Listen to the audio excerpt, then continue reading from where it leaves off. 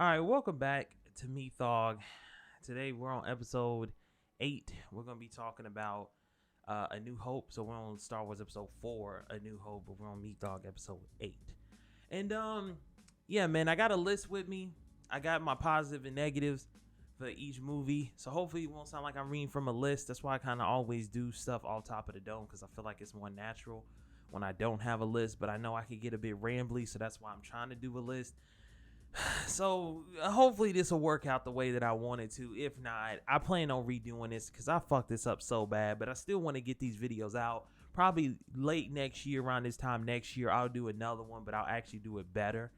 But we'll see. But anywho, let's go ahead and get into it. So, Star Wars Episode 4. I've already talked about this before, but I'm going to say it again. I didn't even know that the original trilogy existed. All I knew about was Episode 1, 2, and 3 when I was younger. That was it. I didn't even know 4, 5, and 6 even existed. So, up until this point of me rewatching these movies, I had only seen 4, 5, and 6 pretty much one time. And I just never went back. And I've always meant to do what I'm doing now, which was go back and watch the whole entire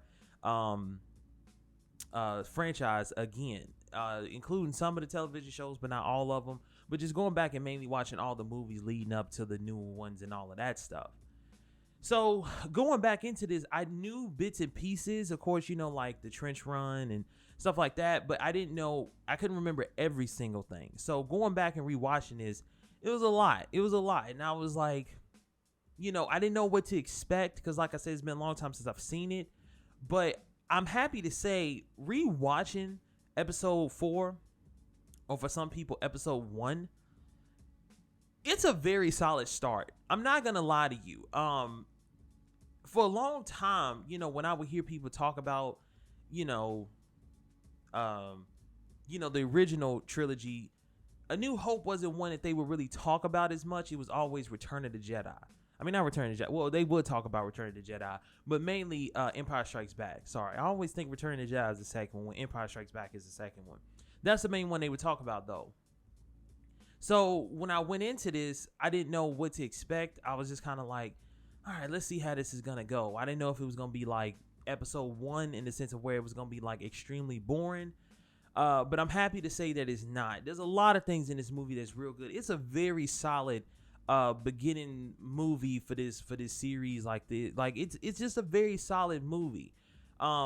It's not anything too crazy, but for what it was doing at the time and the franchise that it was starting, it's a very fucking solid movie, and that's what I like about it. So the first thing I want to go ahead and bring up, what I really liked about this movie, was the practical effects. Because back in the day, CG, I could be wrong, but back in the day, CG wasn't really a thing, to my knowledge. From what I remember, it wasn't really till like late 80s and then the 90s where CG was really starting to become a thing. But from what I understand, in the 70s and stuff, CG wasn't really a thing. I'm pretty sure about that. I don't want to be, 100% like CG wasn't a thing, but at the same time, I'm pretty sure it wasn't. And that's why they have a lot of practical effects in this movie. And that's my number one thing that I love about these movies. And just older movies in general that took the time to use practical effects, use claymation and stuff like that. Like things that don't really get used anymore. Which it's not a negative, but it's just something more charming about practical effects. And just to give you an example of what's considered practical effect, was basically at the end of the movie, when they blow up the Death Star, what they did was that they just put some explosives in a miniature Death Star that they built and then blew it up. That's what you call practical. And it's a lot of stuff like that throughout this movie. Now, unfortunately, there's a lot of CG in this movie because George Lucas couldn't keep his fucking hands off of it. And he felt like he had to add a whole bunch of unnecessary CG. And it's blatantly obvious, especially like when they're going into town and you had that big fucking CG dinosaur, whatever the fuck that thing's supposed to be, walking across the screen. That's when that's pretty much shows you that you're watching one of the quote-unquote special editions or whatever the fuck he wants to name them. But when you do get to see the practical effects, it's fucking awesome. It really, really is. And that's always been one of my favorite parts of the original trilogy, and especially in this movie. Because you could tell, I mean, in the sequels, they they still use practical effects, but you could tell they had a bigger budget, so things look better. But when you look at this one, it's like you could tell that they was just starting. They had a decent amount of money, but not too much. And you could just tell that it was just like grassroots, essentially. Like, you know what I'm saying? Like, it was like the beginning of something, and you could just tell that they put a lot of time and effort and just how practical everything looked. It's just cool, man. It's like a humble beginning for me, essentially, what I'm trying to say. And that's why I love the practical effects, because it just shows the humble beginning of Star Wars and where they come from, and you could, like, the budget that they had and stuff like that. It's just cool, man. I really loved it. I wish practical effects was still a thing in movies. I understand the CG is, well, you can almost say CG is cheaper, but at the same time, you got to have fucking millions of dollars to make it look good and convincing. So it's not cheaper, but at the same time, it sort of is, depending on how you look at it. But man, practical effects are so fucking dope. In this movie, it solidified my love for practical effects. That's why I was so hyped when episode 7 was coming out and they was talking about how some of it they use practical effects. Because I was like, damn, at least they trying. Most of these motherfuckers don't even try no more. But anyway, so that was one thing. The other thing is Luke. At first, I was kind of like, I don't know about Luke. And I'm going to get to why I was kind of iffy on Luke at the beginning. But the more and more I started watching the movie, the more and more I started to like Luke as a character. Because once again, I've only really seen the original trilogy once. So I never really got that connection to Luke like a lot of other people did. So with me watching it again, I finally started to understand why people like Luke. Because what I like about Luke so much is that he's basically us. Like, don't get me wrong. We're like, but like, he's not us literally, but you get my point in the sense of like, he's going on this adventure he had no idea he was going to get on. Like, it's one hell of a coaster ride. He doesn't know what the fuck to do. He doesn't know what's going on. He's just there. And that's it. And that's what it's like with us, the viewer. You know, we didn't necessarily know what we was going to get into. Especially if you watched it when it first came out. I can't even imagine watching that shit when it first came out. I bet you people's minds was fucking blown. And I bet you they were really feeling like Luke. Because, think about it. All he wanted to do was go into town and hang out with his friends. He couldn't do that. Right? So then, his fucking R2-D2 runs off. He's trying to go and find them. He runs into Obi-Wan. On the way back to his aunt and uncle, they're killed. And then he's like, well, fuck, I have nothing here. I might as well go with you. They meet Han. They go, you know, and the list goes on and on and on. Like, it's just these things that one after another, you're just like, damn, this dude, he really didn't know what he was getting himself into, did he? And it's the same with you. You're just like, man, I didn't really know what the fuck I was getting myself into. It's just fucking crazy. And it's just something about him. It's just like, it's that, like, I don't know if it's charisma or what, but it's just something. It's an energy that Luke gives off where you just feel for him. You truly do. It's just something about him where you're just like, I fucks with you. I can't quite put my finger on it. And maybe that's just for me. Maybe if you can articulate it better than I can, you can write it down in the comment section below. But I can't. I just know that there's something about Luke where I'm just like, I fucks with him. And I see why people like him. But I can't quite put my finger on it. So, shout out to your boy Luke. The other thing is Leia. Well, really, I'm going to get into Leia in a second. Sorry, it's Han and Chewie. Dude, so I get it, right? I know people have always talked about Han. People have always praised Han as a character, etc., etc. I get that. But I never really understood until I once again rewatched these movies. I'm going to keep on reiterating that. I always knew how much people love Han Solo. I remember how much people always talked about Han Solo, but I really didn't get it until I watched this movie again. Han is easily one of the best fucking parts of this movie. Harrison Ford killed that shit. And what I love about Han is that he's so nonchalant about everything.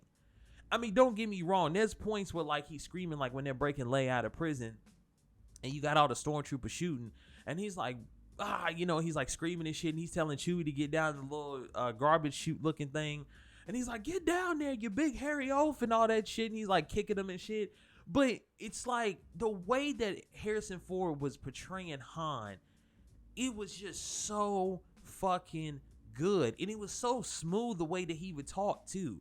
Like I loved how he would talk to Leia. He would like, Your Highness, like he had like this super smart, like I can't even put into words. If you've seen it, you know exactly what I'm talking about. And it's just fucking good, man. He's easily to highlight. And then it's hard for you to hate Chewie. How can you hate Chewie? Yes, you don't understand what the fuck he's saying. But Chewie gets his point across. When the nigga get angry, he get fucking angry. You get the point. When he's sad, he's feeling sad. When he's laughing, you hear him laughing. It's just like, and the dynamic between them is so fucking good.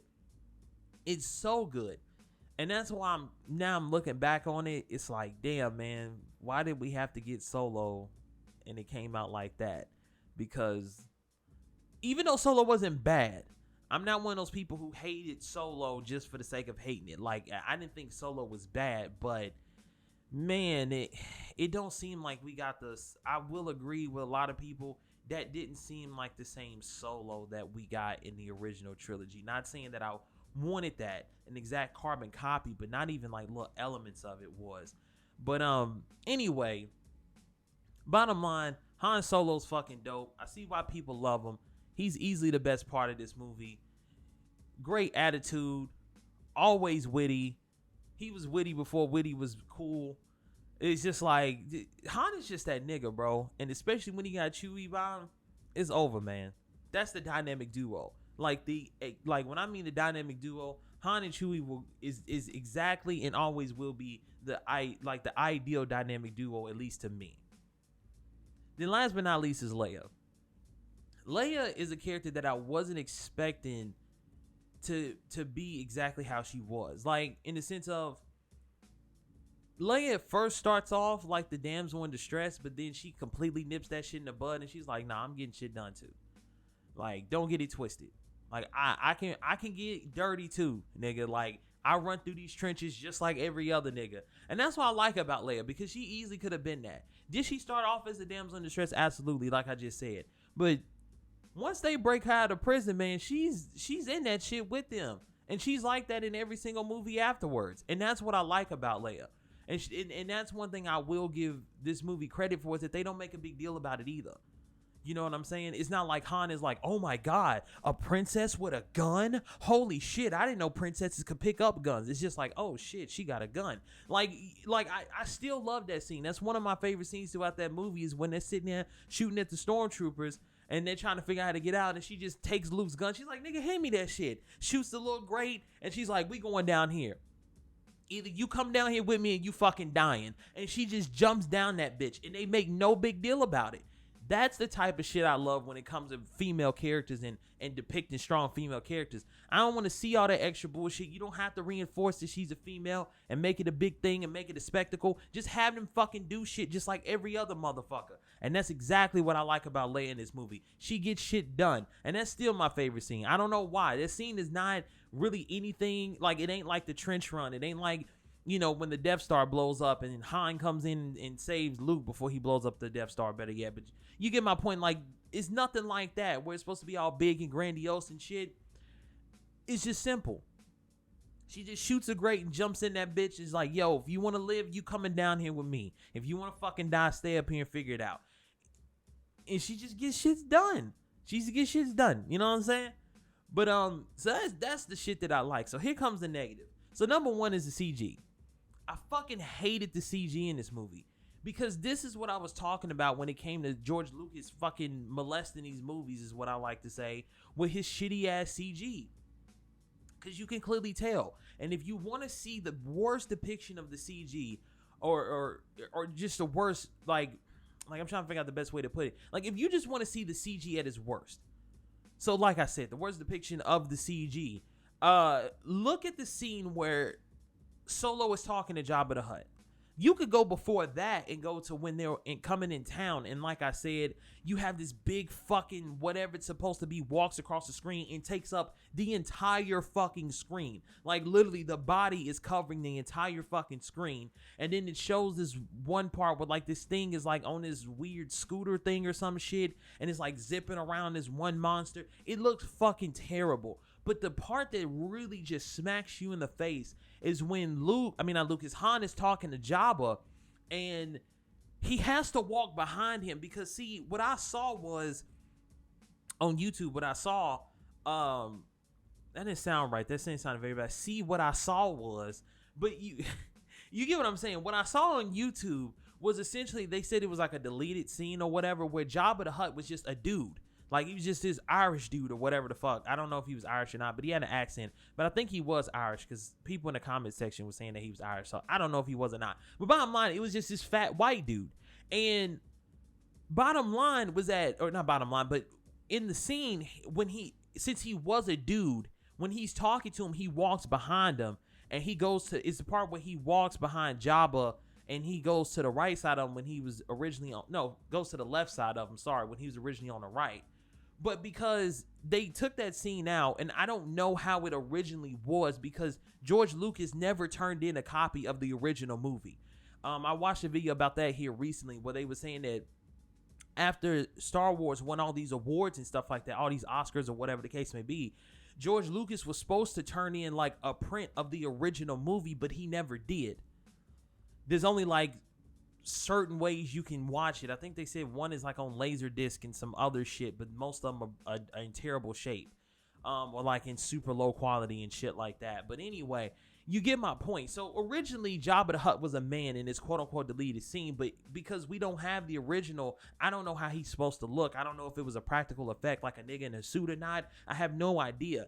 But in the movies that we have now, that unfortunately that's all we have to watch, he's this big CGI thing. And when Luke, I keep saying Luke, when Han walks around him to go to his left side, you literally see Han get picked up and moved around like if he was rotoscoped, or like, better yet, the best thing I could think of is if he was like photoshopped. It's almost like they photoshopped him, like used a little lasso tool and like they animated him moving and like moved him around him and then brung him to the other side.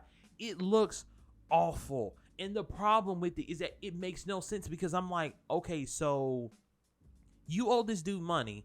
He's coming after you, and your response to that is to step on his fucking tail? Because he's too fucking wide for you to step over. And that's why they show him going up and down him like a heel. It's fucking stupid. He should have never done that. He should have left that shit exactly the way it was, and it would have looked 10 times better. And it would have held up better, because that's what hurts this movie is all the unnecessary CG. So, man, it's something. It's something. But that's my biggest gripe. All these are kind of minor gripes. Following the CG. The other one is C-3PO. I forgot how fucking annoying C-3PO was. Because see, in the prequels, you barely see C-3PO. And I know they kind of hinted to that in the cartoons and stuff, where he's always talking and shit, like in Clone Wars, the 2D one. I know that they had him talking there, and he was kind of annoying, but he wasn't too bad. In this one, he is overly annoying. He is always talking. He is always saying shit that nobody fucking asked him to say. And I love when but the one positive thing about that was when they always tell him to shut the fuck up. Or they just put their hand over his mouth, and he's like, shut the fuck up, 3PO. Like, nobody wants to hear you talk right now. But, you know, that was like a little minor annoyance. It wasn't a big deal, but it was just like, damn, dude, I forgot. Because like I said, it's been a while since I've seen him. But it's just like, damn, dude, this nigga talks way too fucking much. Shut up, nigga. Now, here's the part that I didn't like about Luke, was his whining. And once again, I get why he was whining. I get it. But it kind of got annoying after a while. But I'm glad that they stopped it partway through the movie. It's mainly in that beginning phase that, like, I'll probably say, like, mainly, like, the first third, or not the first third, but, like, the first half of the movie, right? Like, basically, I'll say that. Roughly the first half of the movie. Yeah, I wouldn't even say, like, the first third. But roughly around that first third, like, the halfway mark of the movie, first half of the movie. He's kind of annoying, like, because, and where I really got annoyed was when he was, like, on the ship with Han, and they was trying to escape, and he started whining, and he was like, we'll never be able to get away from this distance right here. It's like, dude, shut the fuck up. Like, I don't know, it was just something about him where he was just doing that shit, and I was like, come on, bro, shut the fuck up. Let Han do his fucking thing. He knows what the fuck he's doing, but you over here bitching and complaining and whining in his ear. He ain't gonna be able to get shit done. But like I said, that was only for so long. And it wasn't like a big thing where it made the movie like unwatchable. It was just one of those things that was like, oh, come on, Luke, shut the fuck up for a second. Like, just stop whining. It was just, I don't know, it was just something about that where he's just whining a little bit too much for me, like during that first half or the first third, how much of it was. Well, I was just like, Luke, shut the fuck up, man. You killing my vibe here. I'm fucking with you, but this whining, bro, you gotta stop. And then last but not least, is the most controversial thing that George Lucas ever done. And I think y'all know what I'm talking about when it comes to this movie. And that is Han shot first. Now, or my bad, sorry. Greedo shot first. But we all know that Han shot first. But I have to agree with everybody else. I think that is one of the dumbest fucking changes in the world. Is that they made it to where Greedo shot first. Because the thing about it that really fucks the movie up when you add that is that it takes away from Han's character. Han is known as basically the anti-hero, right? He is just a guy who is in it for the money. If he has to do good things to get his money, he will do good things. But if he has to do some fucked up shit to get his money, he'll do some fucked up shit. That is the whole point of Han Solo. So why would you make it to where it's like he's defending himself when literally his character is just, I got to do what I got to do to survive. And that's probably the biggest reason why that the whole thing about Greedo being shot first is so controversial. Because it literally takes away from the character of Han and who he's supposed to be. He's a smuggler, for God's sakes. Like, come on, let this man stay who he is. And, you know, it doesn't matter how much people say it. No matter how much, you know, people bring it up and make it a thing. You got to think about it. Generations from now, people are not going to know that Han shot first. They're not going to know about that. They just going to know that Greedo shot first and then Han just retaliated. Unless somebody tells them. And I think that's what hurts. Is that you're basically not only wiping away history, but you're trying to shoehorn some shit that didn't really need to exist in the first place. So, I don't know, man. I didn't like that. I always heard about it. I know it's always been a meme, but actually seeing it, it really does piss me off because it's like that was so unnecessary. Out of all the things you could have changed, you changed that. You really didn't need to change anything, but I think most people would have been more accepting of him changing a lot of other shit instead of that. Because it really does hurt Han's character. Because, like I said, he's supposed to be the anti-hero. He's not supposed to be seen as the good guy. He's just supposed to be seen as a guy who needs to do whatever he needs to do to get his money. And that's it. So, yeah. That's my thoughts on episode 4.